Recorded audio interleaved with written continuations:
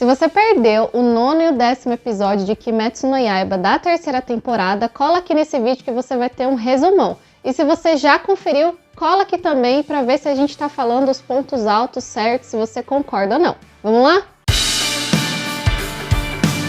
O 9º episódio de Kimetsu no Yaiba mostrou o final da luta do Tokito com o Gyoko, que era a Lua Superior 5.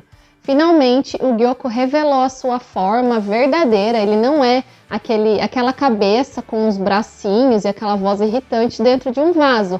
Ele é um demônio que tem um corpo parecido, sei lá, com uma sereia, com um peixe. E o peixe é o que ele joga, né, fora daqueles vasos, é um dos seus Kekijutsus. Então ele tem aquela forma que, sei lá, não caiu tão bem como os outros Onis, na minha opinião. Até porque eu acho que outros Onis, lá no primeiro episódio dessa temporada, mostra aquela reunião junto com o Muzan, tem outras formas que são muito mais impactantes do que a Lua Superior 5. Talvez pela sua numeração ou não, mas o fato é que não fiquei muito impressionada com a sua aparição verdadeira.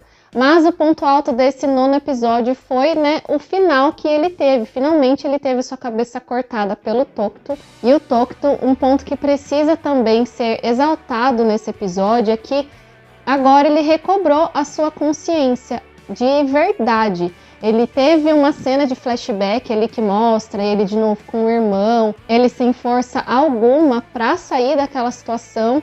E a Amane chega, né, a esposa do Oyakata-sama, começa a cuidar dos ferimentos, vê que o irmão dele não tem mais o que fazer, né, agora é só enterrar e começa a cuidar dele. E mostra também como ele se tornou um Hashira muito rápido e basicamente foi na base do ódio, mas ele não entendia por que ele sentia tanta raiva. E também mostrou uma espécie de estresse pós-traumático quando você passa por um trauma muito grande e apaga. Quando isso foi mostrado no anime, eu lembrei do Sabo lá de One Piece. Ele também passou por uma situação que, né, ele sofre um acidente e aparentemente ele perde as memórias e lá na frente, por causa de um outro acontecimento, ele vai recobrar a sua consciência. Foi mais ou menos isso que aconteceu com o Tokito. Mas agora o Tokito, com a sua mente recobrada, ele é alguém muito diferente do que foi apresentado do Hashira da Névoa. Lá atrás a gente pensava que ele poderia ser alguém meio avoado, parecia que estava em Nárnia, falava umas frases sem sentido, soltava palavras assim do nada, mas agora ele consegue até enfrentar o demônio da Lua Superior 5. E no final, quando ele consegue decapitar o demônio continua falando, e diferentemente do Tanjiro, ele não tem paciência, ele não tem empatia, ele não tem dó, ele não tem pena, ele não sente nada, a não ser ódio pelos demônios. E aí ele vai lá e picota em 1000 pedacinhos a cabeça do Gyoko. No final da luta, o Tokito tá aparentemente destruído, né? Afinal, ele lutou contra uma lua superior e quando ele ficou preso naquela bolha, ele estava envenenado. O Kotetsu vai lá e salva ele, mas é desferido um golpe que parecia ser letal, mas agora o Kotetsu tá lá para salvar o Tokito.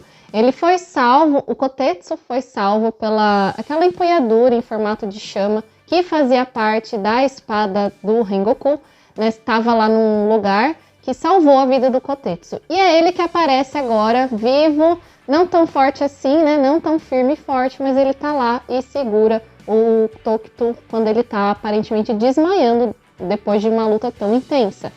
Mas perceba que o Tokito não chegou no seu limite físico. Mesmo com a sua marca sendo despertada, ele não atingiu todo o seu potencial. Então pensa bem como esse Hashira é forte. Depois disso, no 10º episódio, a gente tem a presença finalmente da Mitsuri. Infelizmente, no meu ponto de vista, a Mitsuri ainda não teve muito tempo em tela. Esse arco contou, principalmente no anime, muitos episódios foram separados para contar a história do Tokito. E a história da Mitsuri, para mim, apareceu um pouco mais corrida. Talvez por não ser tão profunda, tão densa quanto a do Tokito, mas também com as suas dificuldades. Afinal, ela entrou para ser um Hashira, né, em busca de um casamento. Se você quer saber com mais detalhes o que foi a vida da Mitsuri, como ela é, os seus golpes, a gente fez um vídeo sobre ela antes dessa terceira temporada sair. É só você clicar no cardzinho que está aparecendo para você. A história da Mitsuri, praticamente conta como ela passou por um processo de autoaceitação, porque enquanto ela era pequena, uma das coisas mais legais sobre a infância dela é que a família a apoiou, diferentemente de outros pilares, outros personagens, a família esteve sempre ao lado dela. Desde pequena ela era uma pessoa, uma criança extremamente forte e diferente das demais. E naquela época do Japão, ser uma criança assim, e quando ela se transformou em adolescente, né, para adulta, ser uma mulher assim, que comia demais, com um cabelo extremamente diferente, né, musculosa, ela não ia ser a esposa perfeita para ninguém, ela ia passar o resto da sua vida sozinha, porque ela não servia para ser uma esposa. E ela absorveu aquilo e falou, não, eu preciso mudar quem eu sou, preciso ser alguém diferente, porque eu preciso cumprir os deveres que essa sociedade impõe, eu preciso me transformar em alguém para conseguir um marido, porque é isso que a sociedade espera que eu seja, uma esposa. Mas quando finalmente ela conhece alguém que a aceita, mas de uma maneira diferente, porque ali ela pintou o cabelo de preto, né, para parecer como ela era criança, aparecer ser normal, né, para aquela sociedade, o que seria normalidade, ela tem um momento de reflexão. Ela tem um momento de reflexão e percebe que não é aquilo que ela quer para a vida dela. Ela quer ser quem ela é. E quem quiser namorar, quem quiser ficar com ela, vai ter que aceitar ela do jeito que ela é. E ponto final. E isso foi muito legal, porque a gente estava perto, aqui no Brasil, pelo menos, do Dia dos Namorados, né? Então, ó, fica a observação para você fazer aí. Esse momento de flashback que a gente tem da Mitsuri na história acontece quando ela tá enfrentando um golpe do demônio do ódio, né? Lua Superior 4. Ela tá lutando ali, desferindo vários golpes com sua espada chicote. É uma espada diferente que só ela consegue usar. E lembrando que a respiração do amor é derivada da respiração das chamas, porque a Mitsuri, quando ela decide se tornar uma espadachim, ela é treinada pelo Rengoku, que é o Hashira das chamas, né? E aí, quando ela tá recebendo esse golpe que seria mortal, ela tem esse flashback, mostra pra gente como foi a vida dela. Depois, ela meio que desperta, porque ela foi salva pelo Tanjiro, né? Pelo trio Parada Dura, que não é o Tanjiro, o Inosuke e o Zenitsu, mas agora é formado pelo Genya, Nezuko e o Tanjiro. Eles veem que a Hashira vai sofrer um golpe que é mortal, na hora ela consegue contrair os seus músculos de uma forma que o impacto é menos absorvido pelo seu corpo e também é salva pelos outros aspirantes a Hashira. Não todos são aspirantes a Hashira, né? Talvez ali o Genya fosse o que mais tivesse, mas não vou entrar nesse ponto. Bom, aí ela de fato toma a frente da batalha e fala, olha, me desculpa, eu cometi um erro, não vou mais fazer isso, eu estou aqui para proteger vocês. Afinal, eu sou uma Hashira, eu lutei para estar aqui, né? E aí começa a batalha com os dois e o demônio da Lua Superior 4, ele fica até surpreso com a sua velocidade, a sua habilidade, o seu corpo forte e leve ao mesmo tempo. Enquanto isso está acontecendo, ela fala para o Tanjiro e para os outros irem atrás do outro corpo, que é o corpo verdadeiro da Lua Superior 4.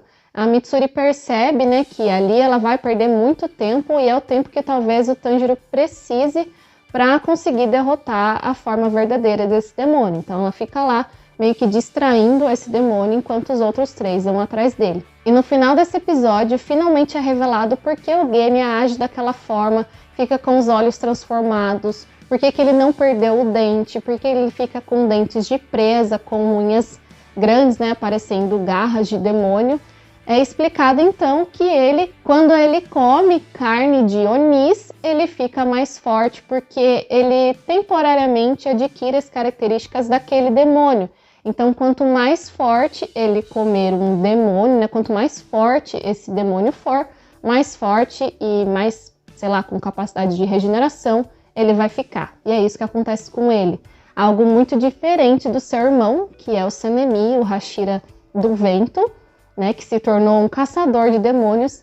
Aqui o Genya, ele come demônios. Isso é uma particularidade do personagem, só ele faz isso no anime, né, no mangá também. E é algo muito diferente, porque são opostos ali, né, dele e do irmão dele. Mais uma vez, Kimetsu no Yaiba termina o seu episódio com um golpe que vai ser desferido e você não sabe se aquele golpe acertou ou não, Mas a gente tá chegando na reta final, né? Semana que vem tem o último episódio, esse episódio vai ser mais longo. Particularmente, eu achei que o episódio 10º foi muito corrido, porque ele jogou várias informações em pouco tempo. Então eu espero que, afinal, tem muita coisa para acontecer nesse final de arco.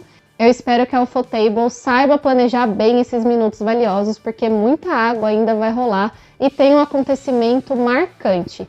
Semana que vem, então, o último episódio de Kimetsu. Eu espero vocês aqui no canal para comentarem comigo como foi o desfecho dessa história incrível dessa terceira temporada. Beleza? Gostou do conteúdo? Inscreva-se no nosso canal para você que é a primeira vez que está aqui. E agora a página no Instagram e no TikTok. A gente se vê no próximo vídeo. Tchau!